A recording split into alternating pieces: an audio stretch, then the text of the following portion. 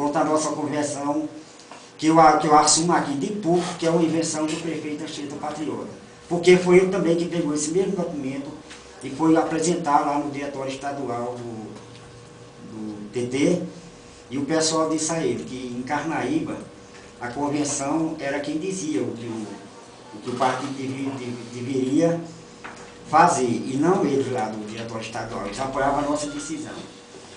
E também o candidato do prefeito não diz aqui na Rádio Pajeú que há 4 anos o prefeito teve uma perseguição tão forte contra a nossa presidente, Alba Cleide, que ele se intrigou dela também. E até hoje continua sem falar com ela. Se ele não fala com ela, não dá nenhum bom dia, como é que ele pode falar de coligação com o PT? Será a pessoa mais importante do partido em termos de decidir essas coisas. E ela não gosta dessas coisas, ela é uma pessoa que é evangélica, ela é muito religiosa, né? E o que ela mais quer é não ter nenhum inimigo no mundo. E ele não coloca isso aqui, fica simplesmente usando de denúncia falsa e de coisas que nunca aconteceram, né? E atacando a gente. Porque o nosso objetivo, como eu disse antes, é participar do processo sucessório.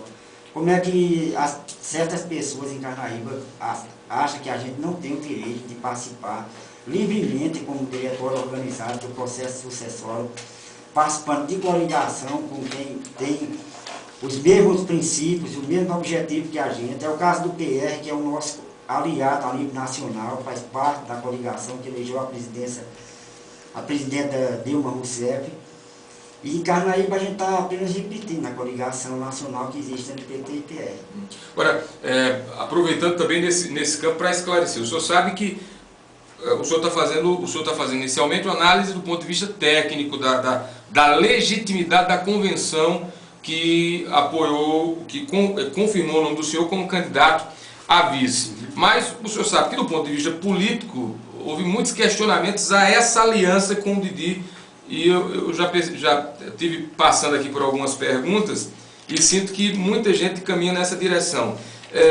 Foi a melhor alternativa essa coligação por conta da relação histórica que sempre houve de distanciamento do grupo do ex-prefeito com o PT, inclusive com episódios que são lembrados aqui. Daqui a pouco a gente ficou para o segundo bloco para fazer essa leitura das perguntas dos ouvintes, mas muitas estão saindo nesse sentido.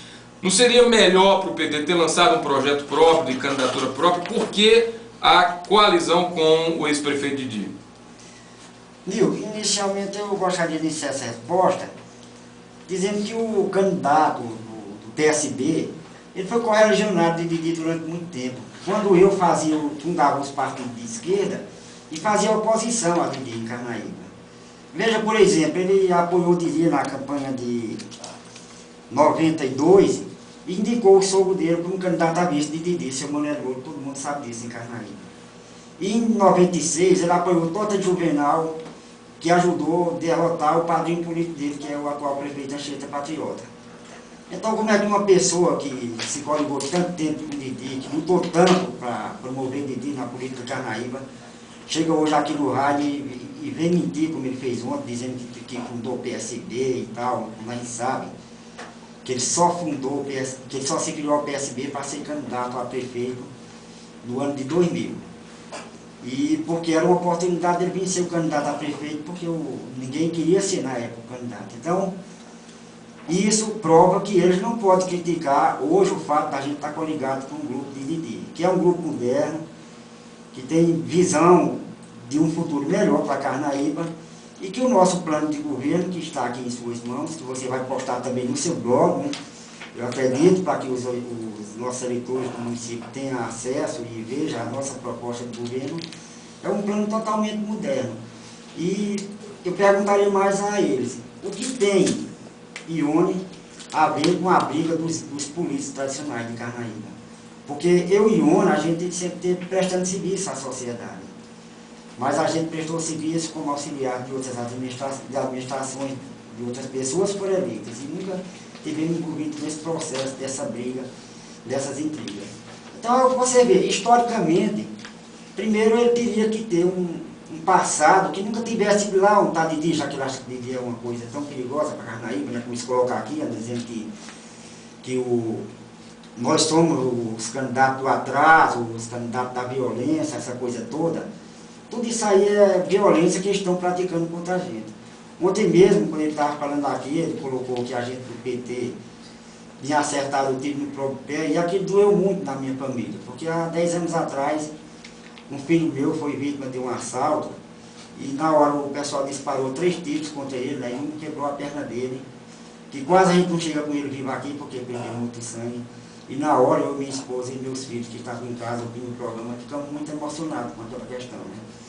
Então eles é que andam aí falando de violência, porque a gente mesmo fala de amor, porque a nossa coligação é por amor a Carnaíba, ao povo de Carnaíba, a um futuro melhor para Carnaíba, a uma proposta de governar bem para todos os carnaibanos.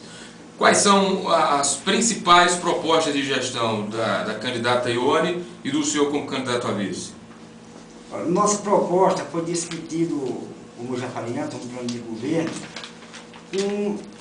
uma proposta de mudança para melhora, de modernização da administração pública para todos os setores, na área de saúde, de educação, de saneamento, de cultura, de esporte, de lazer, em todos os devidos segmentos. A agricultura, principalmente, né, porque Carnaíba é um município que tem 2/3 de sua população, 62,8%, habitando a zona rural.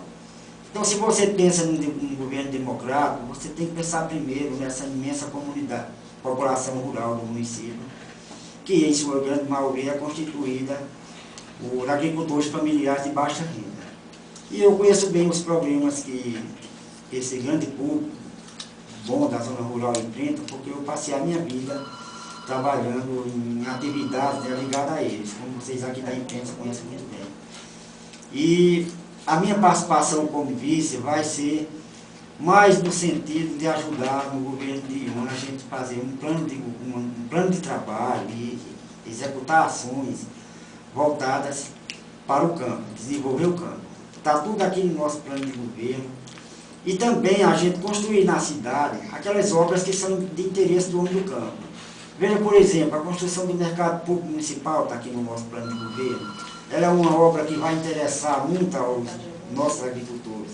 A construção do curral do gado, com espaço amplo para comercializar porcos, cabras e ovelhas também, né, e outros animais, se tiver. Tudo isso também é de interesse do homem do campo, e são obras que a gente pode construir na cidade. Porque o que a gente vê hoje é que estão fazendo uma propaganda danada do que foi feito na cidade, e eles fizeram nos últimos 8 anos obras que nem sempre são de interesse do povo. O pior que eles enfrentam nessa campanha é isso.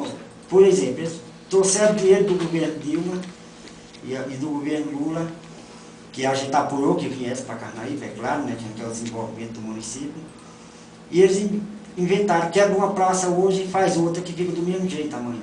Quebra uma rua hoje, quebra canteiro e banco, aí faz do mesmo jeito que era ontem.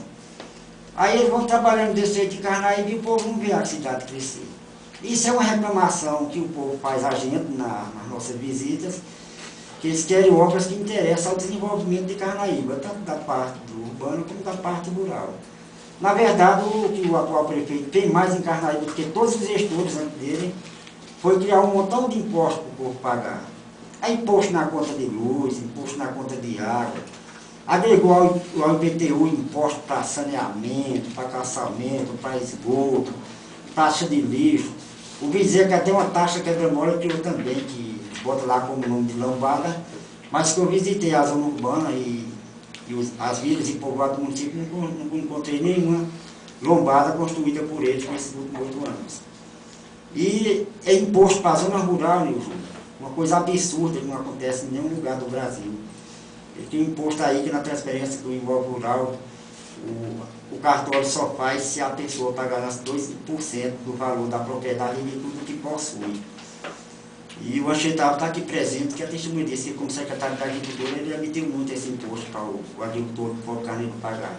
Criou agora um imposto para o meio rural, que eu não sei como é que ele define, se é IPTU rural, coisa assim, que eles estão cobrando imposto também das pessoas que moram nas vilas e povoados do meio rural, como é o caso do Pernambuco, Lagoa do Caruá, que nós já constatamos, e soubemos também que está sendo estendido a Serra Branca, ali para a comunidade de Roça